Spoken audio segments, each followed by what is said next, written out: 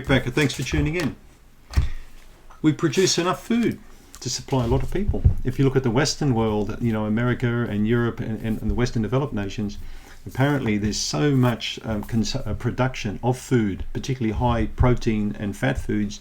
I just read an interesting study that shows there's enough to support everyone in developed nations, between 5,000 to 6,000 calories a day, even more.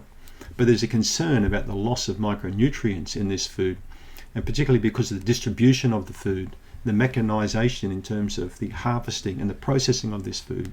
So while we're swimming in an ocean of food, many people are unfortunately also starving with the lack of micronutrients, and particularly things like folate, vitamin A, vitamin C, okay? And a lot of trace elements also are getting harder and harder to access. And folate's a really big one, for example. It's one of the most important B vitamins for brain and heart health. Even the maturation of red blood cells, you need good levels of folate. So folate is added often to many different foods like bread, for example, for that reason.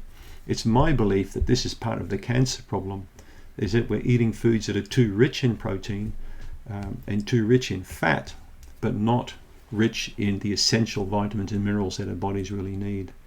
Everybody can do something about that.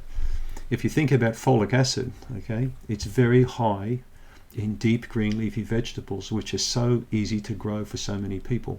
So even if you grow a few plants, you're going to supply yourself with some folate, which your brain desperately needs. Is it any wonder we're living in an ocean of depression and anxiety and suicide these days? Not just all the gloom and doom, but also the lack of sufficient nutrition that keeps us in fantastic health. Do something about it. Try and grow some food, and if you can't, just try and see what you're lacking. Many people that I've seen over the years in my clinic lack magnesium, they lack calcium, they lack vitamin C. They just haven't got enough of the basic stuff.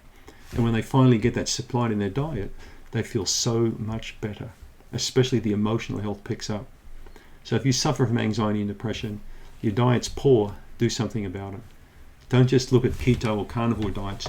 Think about all the trace elements that your body could be lacking, because many people do lack those small important vitamins and minerals today, the ones that can make all the difference, the ones that can stop you from going on pharmaceutical drugs, the ones that can stop you thinking that you're crazy.